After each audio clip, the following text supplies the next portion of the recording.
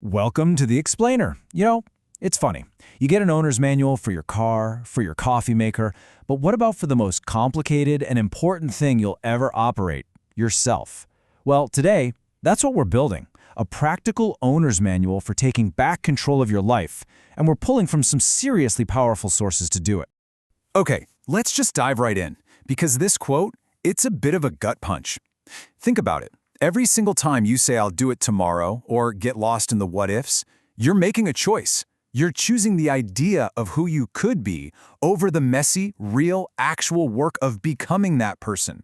And that feeling of regret, that's the real price you pay for staying on the sidelines.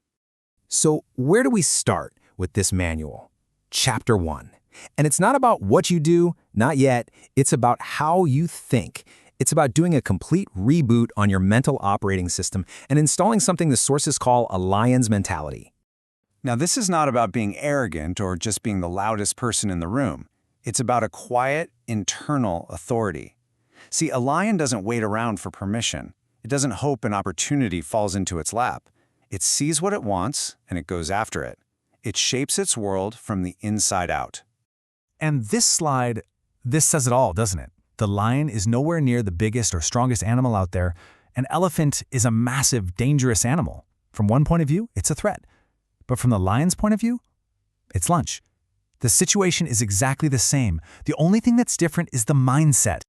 And that's the key right there. Your internal world dictates your external reality. It doesn't matter if you're at the top of the mountain or down in the valley. A lion is still a lion, no matter where you put it. The mindset is the foundation for everything else. Okay, so let's get to the how-to section.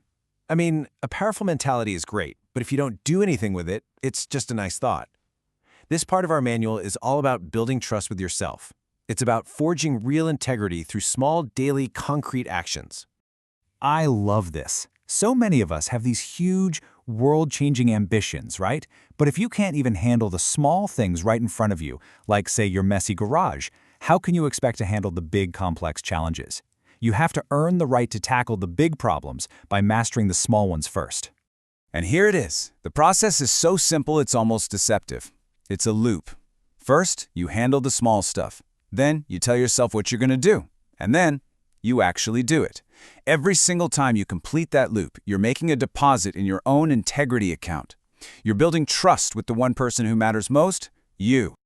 You know this moment. We've all been there. You're at the end of a workout, a long project, and every single part of your body and brain is screaming at you to quit. You have nothing left in the tank. That last 5%, that's the championship zone.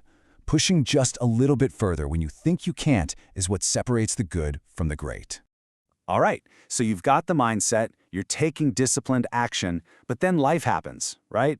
Things get hard. This next chapter in our manual is all about the inner game. It's about managing those tough emotions that will absolutely try to derail you. This piece of wisdom is, well, it's deep. Think of your emotional energy like the surface of a still lake. Every time you react, ooh, I love that, I need it, or ugh, I hate that, get it away from me, you're touching the water. You're creating ripples, spending your energy. The goal is to walk your path with focus, without getting tossed around by every little wave. So what are these ripples? Well, ancient wisdom actually gives us a checklist. These are the 5 hindrances. First, sensory desire. That's just chasing after every shiny object. Then you have its opposite, ill will, which is constantly pushing away things you don't like. There's dullness, that foggy, heavy-headed feeling. Restlessness, which is just pure anxiety and worry. And of course, good old self-doubt. Just being able to name which one is messing with you is a huge first step. Okay, let's make this real.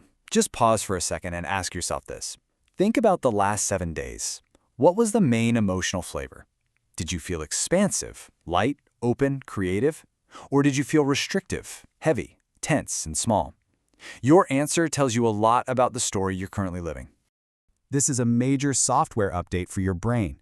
We are all wired to run away from pain. But what if that feeling of discomfort, of struggle, isn't a stop sign? What if it's actually a signpost, a signal that you're at the very edge of your comfort zone, which is the only place real growth can ever happen?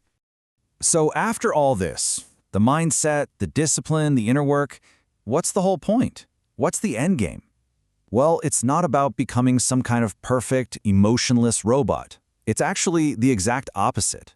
It's about shedding all the layers of who you're not so you can finally become who you really are. Seriously, don't ever forget this. In a world of almost 8 billion people, there is only one you. Your weird mix of talents, flaws, and experiences has never existed before and will never exist again.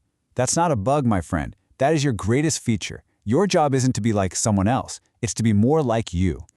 Now, I know what you're thinking. That sounds like a pretty bold claim, maybe even a little bit crazy.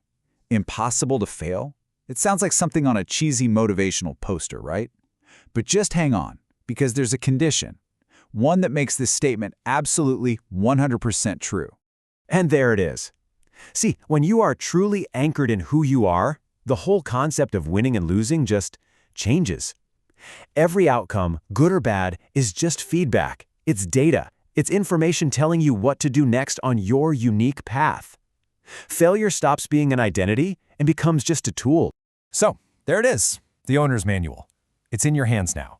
But you know, a manual doesn't do any good just sitting on a shelf. This all started with that idea of living in theory versus living in practice. And now, the only question left is, what are you going to do? Are you ready to stop theorizing and start practicing?